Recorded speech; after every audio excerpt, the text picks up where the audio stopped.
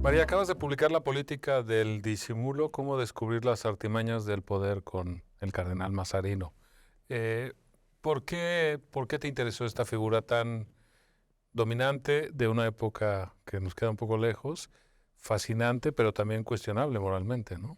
Pues fue un encargo de mi amigo Gregorio Luri, que es el que tiene la editorial Rosa Merón, junto con Francisco Martínez, y directamente me propuso, ¿te atreverías a traer al personaje de Mazarino y el poder en la Francia del siglo XVI o XVII a nuestra época?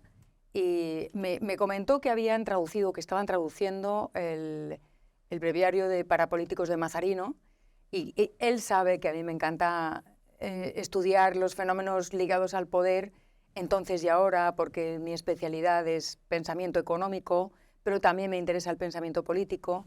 Y entonces, al estar inmersa, al entender muy bien la importancia de la historia, tanto desde el punto de vista de los hechos como de las ideas, pues claro, él sabía que era una proposición que yo no iba a rechazar nunca. Y lo cumpliste. Y en ese sentido, ¿cuál dirías que son las tres aportaciones, enseñanzas, rescates que podemos traer de Mazarino al presente? Pues la primera lección, que es curioso porque al principio pensé que el enfoque tenía que ser comparar la política de entonces con la de ahora, los personajes que operan en el teatro de la política entonces y ahora, pero luego me di cuenta de que no, que Mazarino es mucho más que un político o que un diplomático, es también un estratega. Y la primera lección es que los fenómenos políticos, los económicos también, pero los fenómenos políticos nacionales, pero especialmente a nivel internacional, son fenómenos complejos y hay que tratarlos como tal. No hay un libro de recetas que te dice qué hacer en esta situación o en otra, o cómo lograr la paz, y el diplomático es un poco como el interlocutor, el negociador, cuando hay un secuestro en estas películas de policías americanas, el negociador que se enfrenta a lo desconocido, pues ese es el diplomático internacional. Esa es la primera lección. La segunda lección es que igual el disimulo no está tan mal. Las personas que tendemos a ir de frente... Que es tu caso, es mi caso, en general, sí, sí. ¿no? Pero he aprendido, pero tengo que aprender todavía más, que el disimulo no necesariamente es malo, es una buena protección, mucho mejor que otras protecciones más nocivas y más agresivas a los demás, ¿no? El disimulo no necesariamente es mentir, simplemente es a lo mejor mantener la cara impertérrita cuando pasan determinadas cosas, o entender que no es necesario que des tu opinión siempre y en todo lugar, porque a lo mejor a la gente no le importa y a lo mejor es peor para ti. Y la tercera es un aprendizaje personal, de cómo sobrevivir a circunstancias, incluso en el siglo XVII, proviniendo de una familia humilde. El tipo se empeñó y llegó donde quería llegar. Fue cambiando, como se dice en estrategia empresarial, fue pivotando sus objetivos en función de lo que se iba encontrando, pero supo encaminar sus pasos y aprender de cada fracaso, de cada acierto y de cada circunstancia en la vida. Y eso me parece que es algo que todos deberíamos aprender. Es interesante alguien que además era italiano y que acabó siendo el hombre más poderoso de Francia. De Francia, y de Europa casi. Y casi de Europa, ¿no? Y eso me parece muy relevante. También que tenía un aprendizaje de la cultura española, estudió en Alcalá de Henares y conocía muy bien, en cierto sentido, la escuela de Salamanca, tan olvidada, pero tan importante, y que en cierta medida aplicó a la resolución de la guerra permanente en la que le tocó vivir, ¿no? Él era una persona muy culta, que tuvo que dejar de estudiar por razones personales, porque tenía un padre que era impresentable y al que tuvo que mantener el resto de su vida y el resto de su familia, es decir, era un hombre hecho a sí mismo. Y es verdad que era muy culto y conocía a todos estos teóricos, no solo la Escuela de Salamanca, también conocía a Baltasar Gracián, conocía a Maquiavelo, pero le parecía que esta gente estrictamente teórica no se mojaba y que había que meter las manos en el fango, bonita palabra, en estos momentos. Había que meter las manos en el fango y actuar, hacer cosas, ¿no? Y luego, de su experiencia en España, a mí me sorprendió mucho lo bien que conocía el carácter español, por cómo lo describe, a pesar de no haber estado mucho tiempo en España. Y es que era un hombre con una visión especial, lo que los anglosajones llaman sense-making, que es decir, era capaz de entender el entorno, qué es lo que estaba pasando, cuáles eran las claves, para hacerse una idea de cómo proceder para moldarse, para adaptarse a la situación. En eso era un mago. Bueno, y aprendió español perfectamente, Sí. aunque haya sido una estancia pequeña. Eso le vino ¿no? muy bien porque, claro, la reina Ana de Austria era española. Claro. Entonces, pues, hablaban español en la intimidad. La viuda de Luis XIII y, en cierto sentido, su regencia, porque Sí. Luis XIV era muy, muy pequeño cuando muere su padre, el rey. La regencia de Ana de Austria es en realidad el gobierno de El Mazarino. gobierno de Mazarino, ¿no? sin duda. Y eso es que la gente en realidad no sabe, quizá con más influencia que Richelieu, que fue su mentor, ¿no? Mucha más influencia que Richelieu porque, aunque Richelieu fue muy, muy importante por el carácter que tenía Luis XIII, débil, etcétera, etcétera, Richelieu era muy estricto, muy tal, y se llevaba muy mal con Ana de Austria. Cuando Mazarino hereda, por designación del propio Richelieu, el poder de Richelieu, y cuando muere Luis XIII, que fue casi pues, con una diferencia de un año, efectivamente, lo primero que sucede es que Ana de Austria, digamos que de alguna manera, por la fuerza de los hechos, impugna lo que había dejado dicho Luis XIII, que no se fiaba mucho de su mujer, tal vez con alguna razón, y entonces ejerce de regente. Ejerce de regente de la mano de Mazarino, que es quien dirige a Ana de Austria y quien educa a Luis XIV, ¿no? Y quien, yo creo que para mí es no solamente el padrino de Luis XIV, sino que es el diseñador de la monarquía absolutista de Luis XIV. Claro, porque Luis XIV se da cuenta que no puede depender de asesores como había dependido en cierto sentido su madre, y se impone como el jefe del Estado. El Estado soy yo, y todo lo que viene de Luis XIV en el fondo es el aprendizaje de Mazarino, pero también el rechazo del gobierno de su madre, ¿no? No es exactamente así por una razón. Lo que vivió Luis XIV, que fue muy traumático para él desde su infancia y en su adolescencia, al fin y al cabo él fue un rey adolescente. Bueno, la revuelta aristócrata, por claro, supuesto. la Claro. fronda, las dos frondas, quienes estaban ahí encabezando la fronda eran los grandes nobles, ¿no? Eran los que querían haber sido asesores en lugar de Mazarino, que al fin y al cabo era un extranjero que venido a más, ¿no? Un parvenu, Claro. como Eso, diciendo precisamente en eso. francés. Y entonces lo que aprendió Luis XIV es cualquier consejero, excepto Mazarino, que ha muerto, te puede cortar la cabeza, puede estar en contra de ti mismo, o sea, de tus propios deseos, y todos ellos van a intentar dominarte. Con lo cual, ninguno de ellos. Entonces, después de Mazarino no viene nadie, après moi le déluge, no viene nadie, y no solo eso, sino que construye Versalles, para tener bien cerquita a los nobles, ¿no? Como diciendo... al príncipe Condé y todo el Sí. peligro que Entonces, entrañaba todos detrás, los nobles aquí cerquita mío, que yo os vea para que no podáis conspirar, Claro. y entonces lo que pase en Versalles yo pueda controlarlo, etcétera, ¿no? Es verdad que luego, por otro lado, pues no asume la herencia de Mazarino de la búsqueda de la paz, no te líes con mujeres, bueno, pues eso no. Bueno, eso no le hace caso. en ese sentido, la carta de Mazarino a Luis XIV, exigiéndole, pidiéndole, implorándole que aceptara el matrimonio de conveniencia con una heredera de los Habsburgo, en lugar de mantener el noviazgo con su sobrina, María Mancini, es muy reveladora, ¿no? Sí, tuve la oportunidad, gracias a que la Biblioteca Nacional Francesa tiene su proyecto Gallica, que tienen todo digitalizado. Entonces, tuve la oportunidad de leer las cartas de verdad.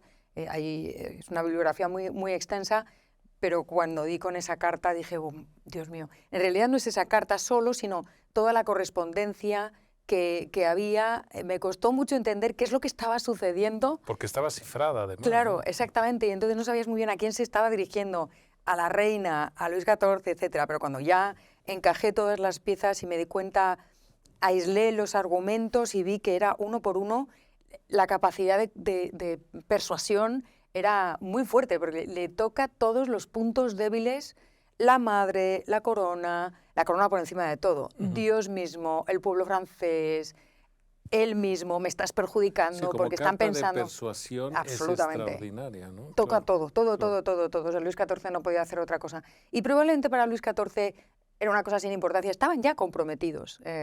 Estaban ya comprometidos y iba a suceder, ¿no? El miedo de Mazarino, conociendo a los españoles, era como se enteren los españoles de la que estás liando, nos quedamos sin Volvemos, matrimonio. o volvemos a la guerra permanente, ¿no? Exactamente, va a ser una ofensa brutal. No, no, no. Porque una de las maneras de mantener la paz era vía matrimonial, ¿no? Claro. Es decir, pues Ana de Austria se había casado con Luis XIII y la hermana de Luis XIII se había casado con el hermano de Ana de Austria, con lo cual era como, bueno, tú rascas mi espalda y yo rasco la tuya, no nos vamos a meter el uno con el otro porque tenemos aquí, como Claro. hay una serie que se llama Fargo, que también está dirigida por los hermanos Coen, en la temporada cuarta se analiza las familias, la sucesión de familias de mafias en una ciudad, y hay una de las normas es cuando aparece una nueva familia de mafiosos, pues que los irlandeses, los italianos, los no sé cuántos, Matrimonios lo cruzados. que hacen es el hijo mayor es entregado a la familia, es criado por la otra banda, ¿no? Entonces el hijo italiano es criado por los irlandeses y el hijo irlandés por los... Bueno, pues esto viene de muy lejos, esto ya lo Claro, habíamos inventado en el siglo a mí XVII. me apasiona de tu acercamiento a Mazarino. Uno, la diplomacia del Vaticano, que es extraordinariamente sutil y compleja. Sí, Quizá por eso pudo luego llegar a donde llegó, porque él empezó en ese mundo tan extraordinariamente sofisticado, violento y complejo, como era el Vaticano, que era un estado imperial, con ejércitos, con delegados, con muchísimo poder.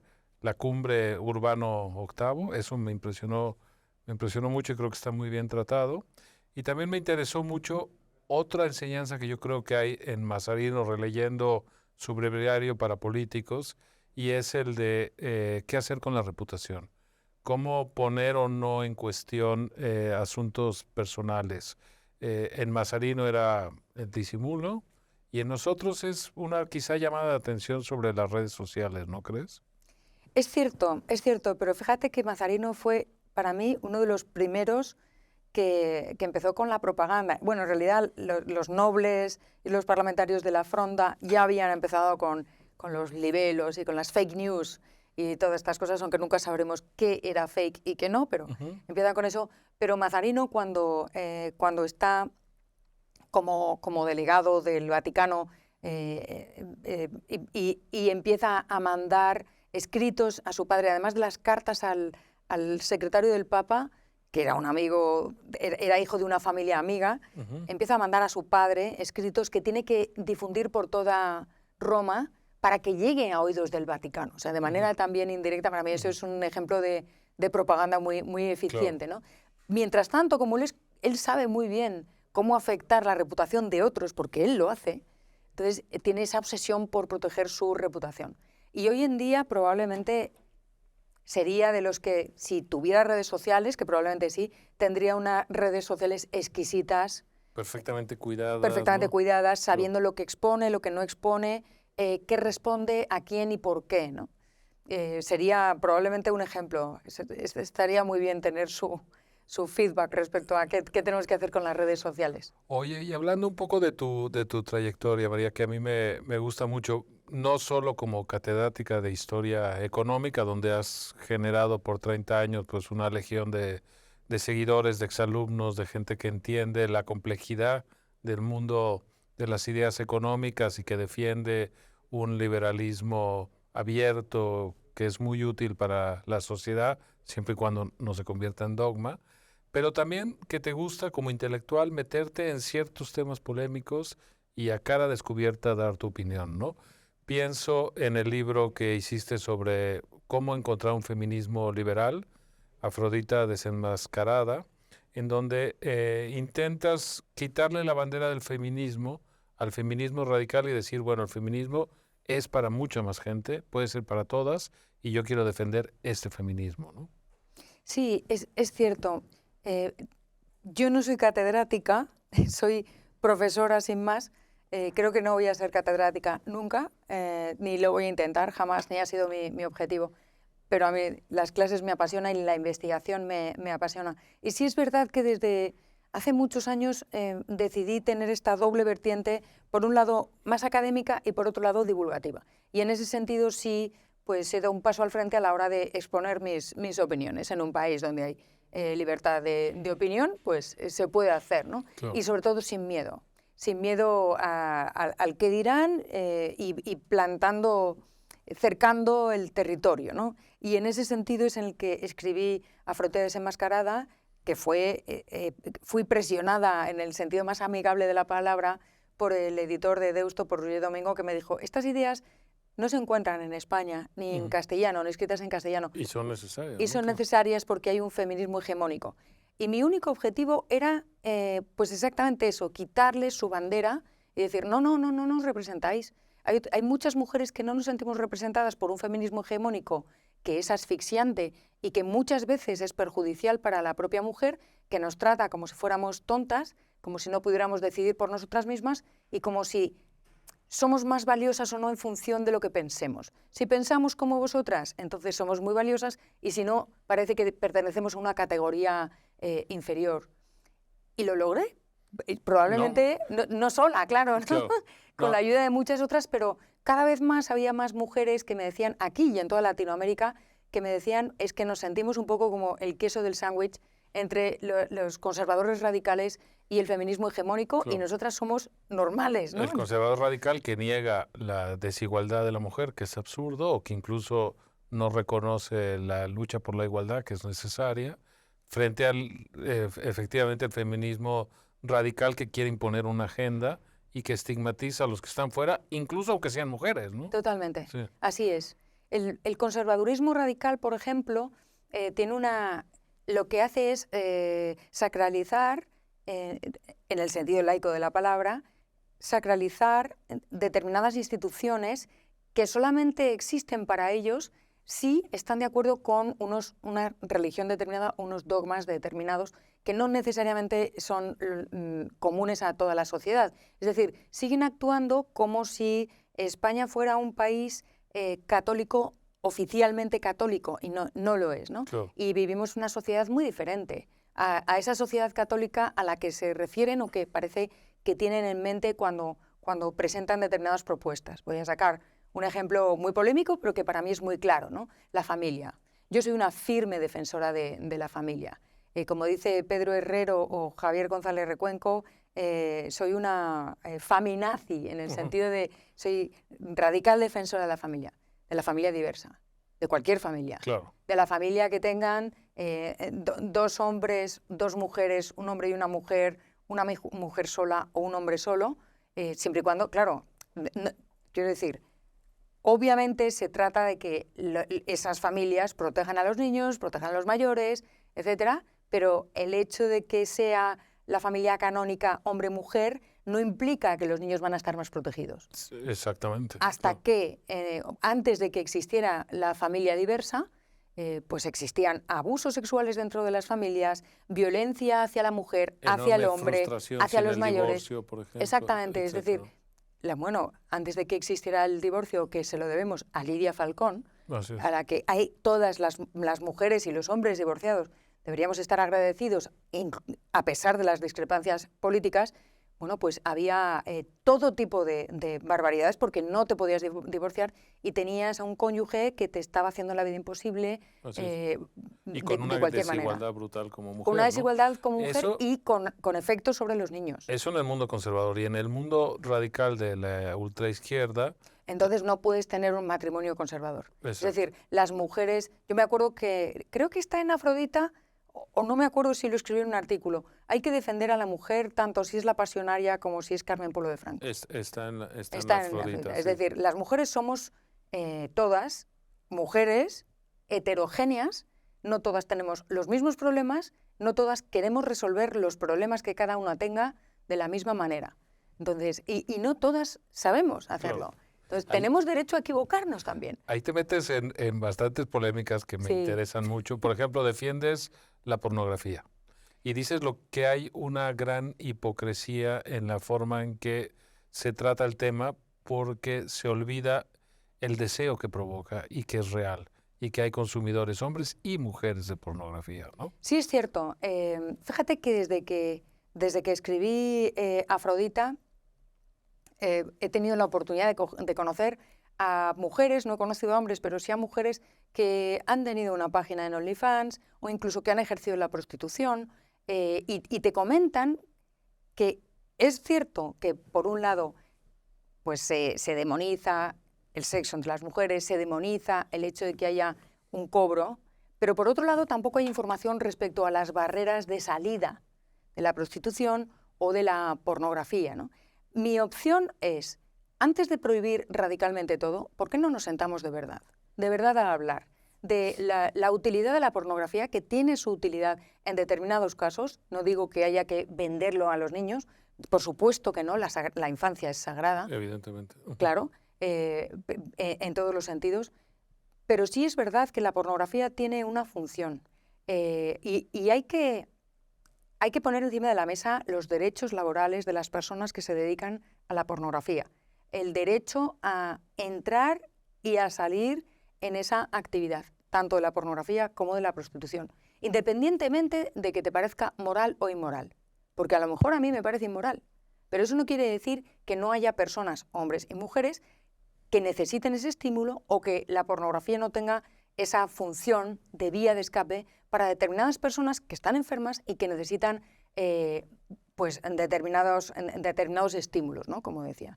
Igual que a mí la prostitución me puede parecer inmoral, yo no quiero que mi hija se dedique a la prostitución, yo no me dedicaría a la prostitución, pero entiendo que hay mujeres que eligen libremente ser prostitutas y creo que tienen derecho a entrar y tienen derecho a salir. Y todas ellas, todas las mujeres y todos los hombres, tenemos derecho a que se nos informe, igual que pasa con las drogas, ¿no? Que se nos informe de todas las consecuencias de una cosa y de Es otra. interesante lo que dices del derecho a salir, Sí. porque efectivamente mujeres que la ejercen libremente, que después su circunstancia vital cambia, su voluntad, su edad, lo que sea, y sin embargo arrastran el estigma, ¿no? Exacto. De la descalificación de haberse dedicado a esa profesión, ¿no? Efectivamente. Y, por ejemplo, yo creo que debería ser necesario exactamente igual, y no estoy comparando las actividades desde el punto de vista moral, seguro que hay alguien que se ofende, pero estoy hablando desde el punto de vista de la atención al trabajador, exactamente igual que los soldados que están destacados en el frente, pues, no sé, cuando en su momento Kosovo o Afganistán, etcétera, que están en sitios de guerra, cuando vuelven es necesario primero que no estén mucho tiempo y que al volver pasen por un psicólogo porque están viviendo traumas, ¿no? Bueno, Sin pues yo duda. creo que la prostitución también debería exigir que hubiera un tratamiento de la salud mental de las mujeres y de los hombres que se dedican a la prostitución, no porque vayan a enloquecer, sino porque, según me cuentan, es fácil entrar en una espiral creciente de donde es muy difícil salir. Entonces, que tengan ese gancho, ese enlace con la realidad. Pero eso es muy diferente de prohibir todo. También eres favorable a la maternidad subrogada, que es un tema también delicado y que a mucha gente le produce como rechazo moral instintivo, ¿no? Cuando creo que si se explica es una opción perfectamente legítima, ¿no? Sí, por eso soy partidaria de la familia extensa, de la Claro. familia diversa, ¿no? Tengo amigos que han tenido hijos por maternidad subrogada. Es un deber moral por parte de los padres que van a tener un hijo por maternidad subrogada velar por el cuidado de la madre De la gestante, por supuesto. gestante, efectivamente. Es un deber moral Así es. hacerlo, ¿no? O sea, tener ese cuidado por las condiciones, que no sea explotada, etcétera, etcétera. Voy a poner un ejemplo también un poco disruptivo, ¿no? Por favor. Nadie que se compra unos pantalones en Zara, en Mango, en el Corte Inglés, vela por las condiciones de vida, no tiene esa carga moral por las condiciones de vida de los trabajadores que han fabricado tus pantalones, que han hecho tu comida. No vas a la cocina a ver si en ese restaurante se trata bien o mal, se está explotando o no a esas personas. Claro, por no hablar del café que te tomas que viene de... Exactamente, ¿no? exactamente. Es verdad que la gestación, pues yo soy madre de 2, es un fenómeno muy intrusivo. Claro, pues estás albergando un bebé en tu cuerpo, pero es un acto voluntario. Es un Claro. acto voluntario. ¿Quiénes van a estar más propensas, quiénes van a ser más propensas a acceder a la gestación subrogada, a Gente, ofrecerse? Pues personas que tienen menos recursos económicos. gente vulnerable, ¿no? Exactamente, eso es cierto. ¿Pero qué alternativas tienen? ¿Por qué no se estudia, en lugar de prohibir eso, por qué no se estudia que en esa zona, en ese área, se acabe con ese tipo de pobreza de manera que esas madres no lo hagan forzadas?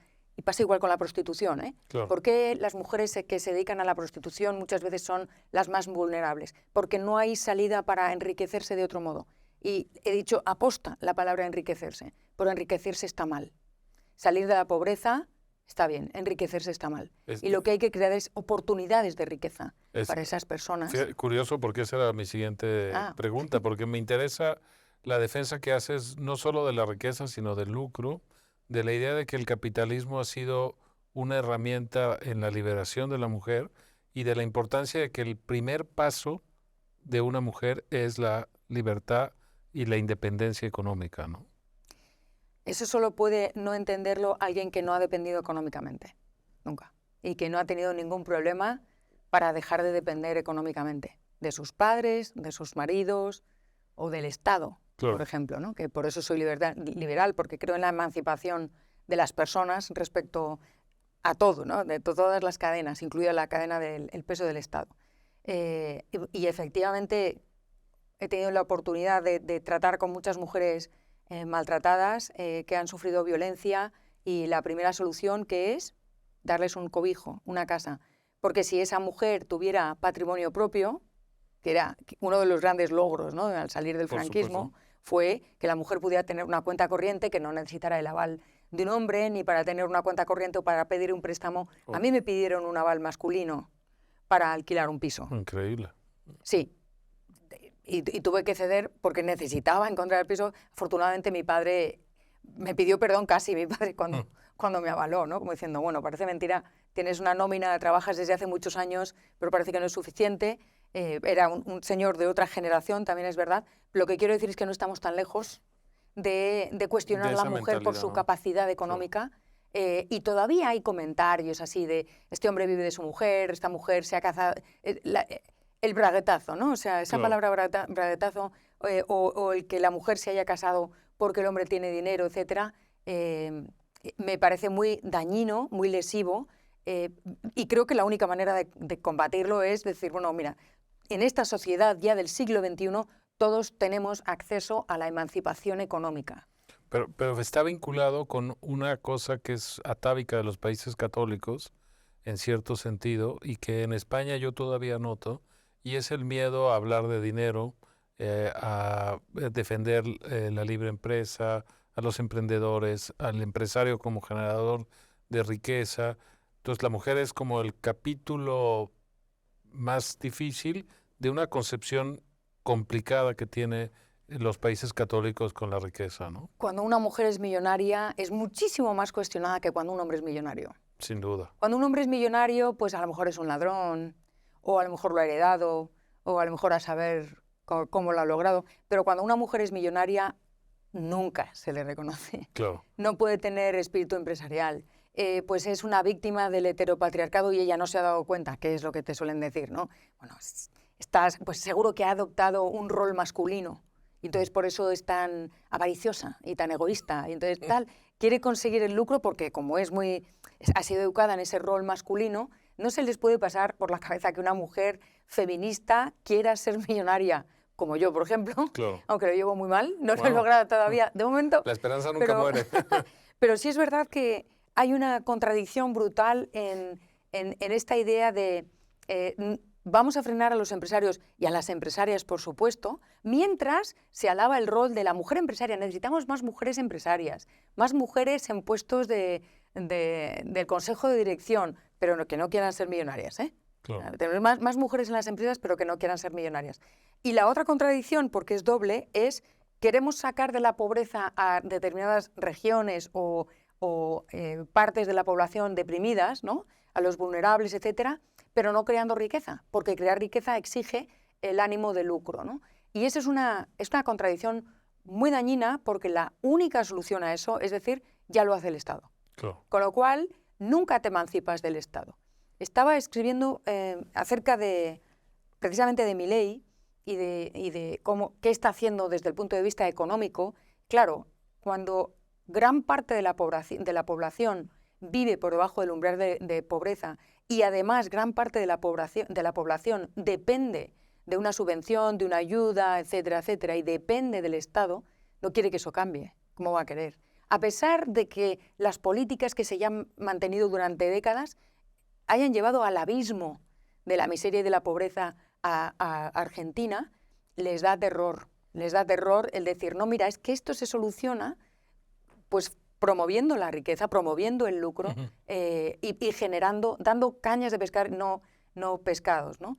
Es la paradoja de la dependencia. Exactamente. Pero ahí volviendo a los temas que hemos hablado en esta conversación, que tienen que ver con posturas liberales sobre asuntos morales, no hay que olvidar que tu profesión es de economista, sí. Tu tema central es la economía y tu postura liberal en temas económicos es, digamos, el eje de tu pensamiento y de tu labor como maestra y como divulgadora de las ideas, ¿no? Destaco ahí, por ejemplo, tu blog, que me parece que es muy atractivo, muy rebelde, inspirado en una mujer que es mitad ficción, mitad real, ¿no?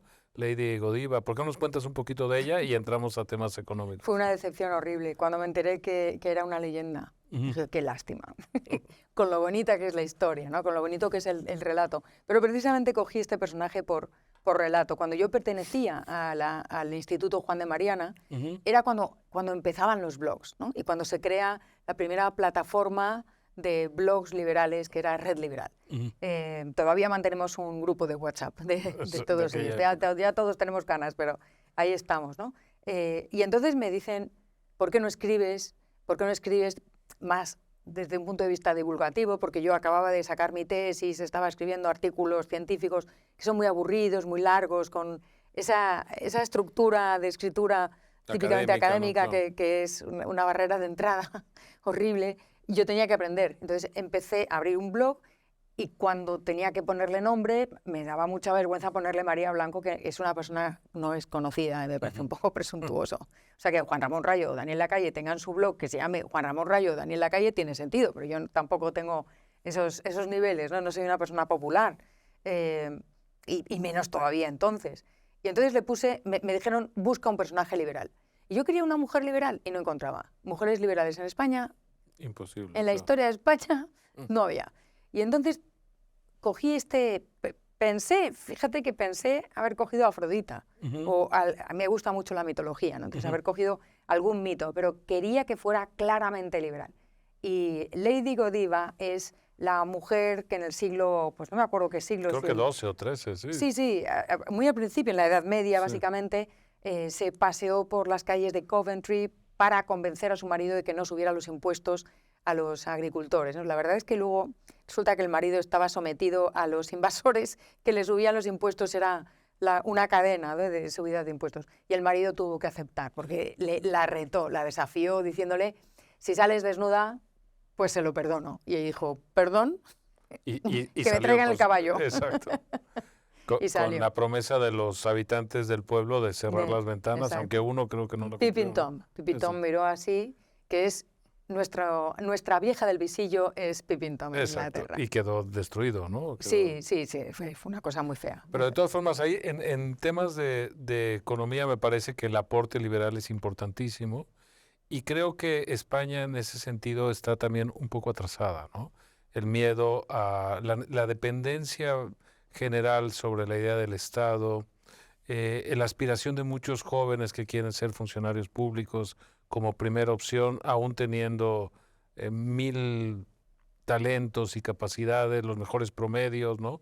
La idea de que el empresario es el culpable de la desigualdad, incluso las leyes laborales, que son en cierto sentido heredadas del franquismo. ¿Por qué no me cuentas un poco el clima económico de España? Primero, déjame que te diga que a pesar de que soy economista, que escribo de economía en algún diario y que doy clase de teoría económica, de pensamiento económico y todo esto, yo soy liberal orgánica, por decirlo de alguna manera.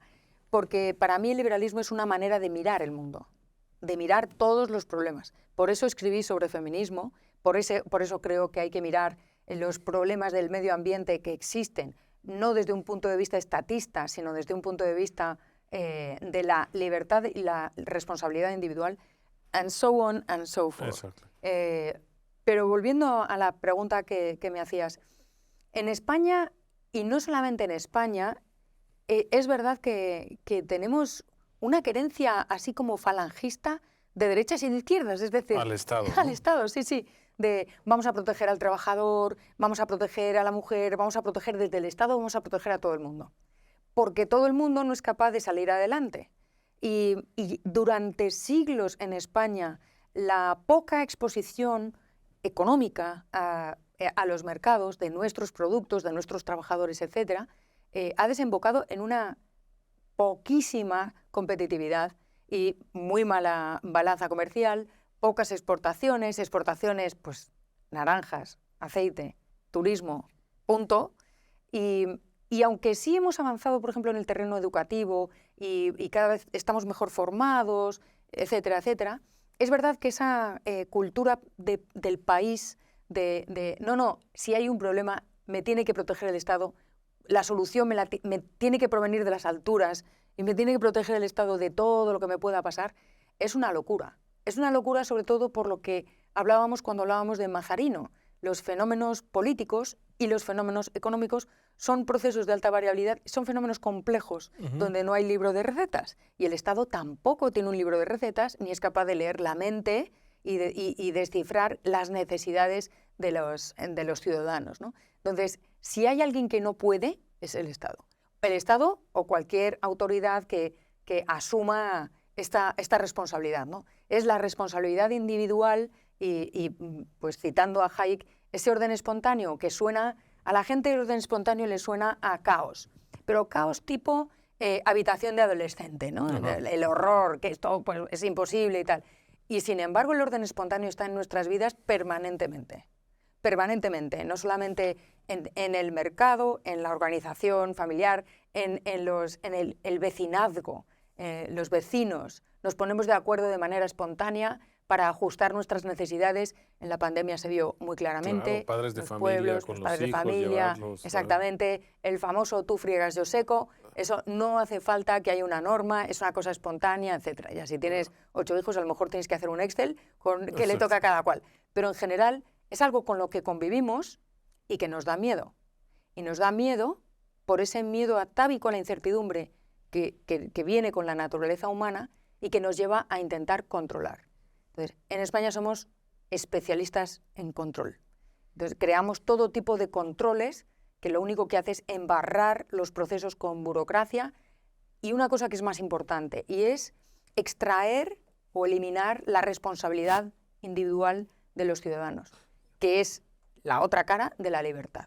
No, y dificulta la creación de la riqueza, efectivamente. Obviamente, ¿no? obviamente. Porque yo lo que veo es que las cuentas de España empiezan a no salir, ¿no? Hace tiempo que no salen ya. Tiene un tema de pensiones preocupante, tiene un tema de déficit anual muy grave, tiene un tema de pirámide poblacional. ¿Cuál sería tu lectura de estas coordenadas a largo plazo y qué solución puede haber, no?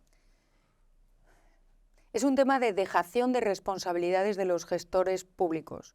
Durante años, diferentes gobiernos, dependiendo si son más de derechas o más de izquierdas, han hecho una cosa, y es los gobiernos de izquierdas, yo creo que por una mala comprensión de lo que es ayudar al pueblo o servir al pueblo, pues han vendido determinadas medidas muy populares de asistencia, muy asistenciales, pero asistenciales en el peor sentido de la palabra,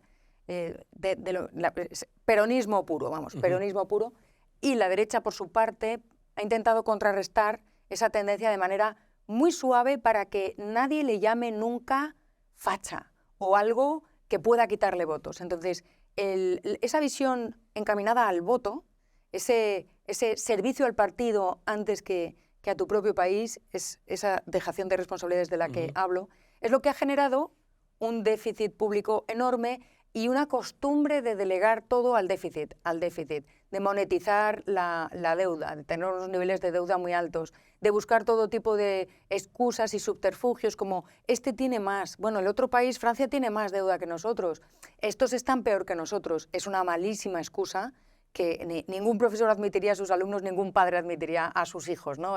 Me da igual quién lo hace peor que tú, te estoy diciendo que estás haciendo esto mal y que te vas a pillar los dedos. Entonces nos estamos intentando escaparnos, ahora nos hemos escapado del apercibimiento europeo por el exceso de déficit pandemia, público. ¿No? Sí, pero estamos en la frontera, estamos ahí 4,5 compensable, ¿no? O sea, claro. Y es terrible en lugar de decir, oye, tenemos un problema, vamos a afrontarlo de verdad con las herramientas que la economía nos ofrece, siempre adaptadas a los problemas de nuestro país, etcétera, etcétera. Lo mismo que sucede con la pirámide poblacional, con el mercado de trabajo tan rígido, que todo, como en economía, todo está relacionado con todo, y que lleva a una dificultad enorme para generar riqueza en este país. Y fíjate que acaban de publicar la cifra de crecimiento económico, las expectativas van aumentando, pero lo que empeora es la inversión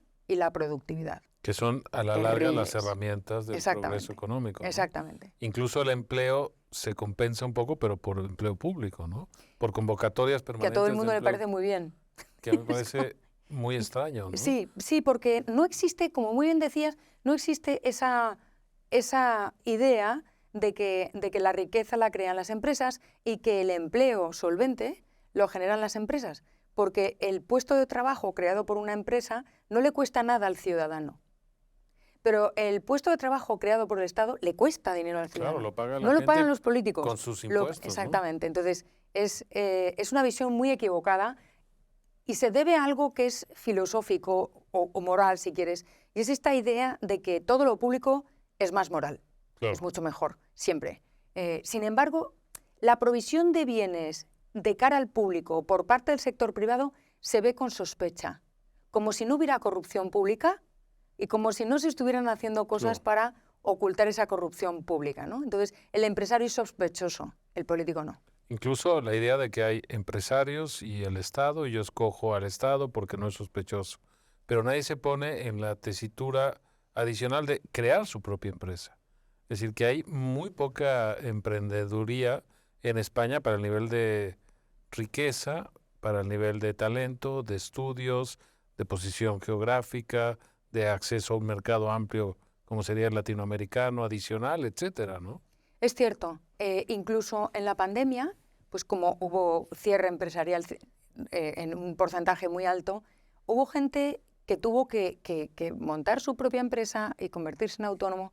Entonces se dieron cuenta lo difícil que era, claro. Lo complicado que es abrir una empresa en España, lo complicado que es una vez abierta mantenerla. La mayoría de las startups que aparecen y que son cebadas por estos business angels, etcétera, al cabo de 3 años han desaparecido. Y algunas es porque han vendido su idea a una empresa más grande, que bravo por ellos, pero otras muchas es porque no se sostienen.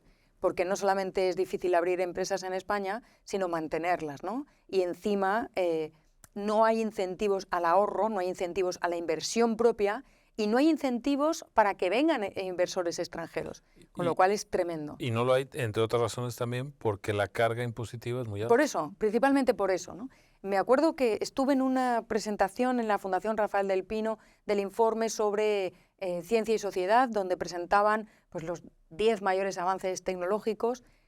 Sorprendentemente, las 3 personas que estaban en el estrado hablaron, y se entiende muy bien por qué, hablaron de economía y de empresa, porque en España tenemos buenos científicos, grandes científicos, sí hay patentes, sí se inventa, lo difícil es llevar eso a un modelo de negocio. Claro. No tenemos pasar esa de costumbre. La ciencia a la empresa. A la empresa.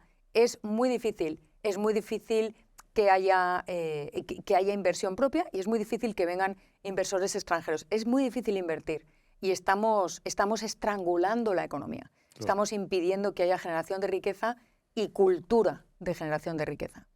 El tema del mercado laboral y las leyes, yo creo que muy pocos españoles son conscientes que el grueso de esas leyes vienen del franquismo, ¿no? Sí, Sí, sí, sí. Y no solamente esas leyes. Hay muchos tics, muchos dejes de la izquierda más radical española que proviene de Franco, ¿no? Precisamente esa superprotección. Franco ejerció un gobierno hiperproteccionista. Los resultados están a la vista, hubo que Lo menos implantar liberal lo menos posible. liberal posible, y eso es exactamente lo que viene. Pero estamos en un momento social, en la última década, de muchísima incertidumbre, y más que va a venir con todos los avances tecnológicos. La incertidumbre se cura o bien entrenándote para afrontarla, pues las personas que han tenido una vida difícil, los empresarios necesariamente tienen que afrontarlo, aunque no todos lo hacen, pero quienes han tenido una vida difícil, quienes han emigrado, se dan cuenta de lo que es aprovechar la incertidumbre para salir mejor parado, ¿no? Lo que Taleb llama antifragilidad. La otra versión, la negativa, es el control, como decía antes, ¿no? Bueno, pues en España nos hemos dedicado a decir, no os preocupéis, la incertidumbre no os va a dañar porque yo estoy aquí protegiéndoos y controlando. Y ese mensaje que lo vendía Franco con un ejército detrás, bueno, pues nos lo están vendiendo con un parlamento con una mayoría detrás. Nos lo están vendiendo a base de chanchulleo de votos. Y que sigue obteniendo los mismos nefastos resultados. No, Sí. y un porcentaje de votos muy alto. Que Claro, claro, muy sorprendente, es normal. ¿no? Se aprovechan de ese problema de la naturaleza humana que huye permanentemente de la incertidumbre. Claro. En este programa, María, tenemos la costumbre de preguntar como última pregunta a los invitados que nos recomienden un libro que el público no pueda dejar de leer en la vida. Dinos tu libro. Pues estoy entre dos, así que si me permites, voy a dar dos.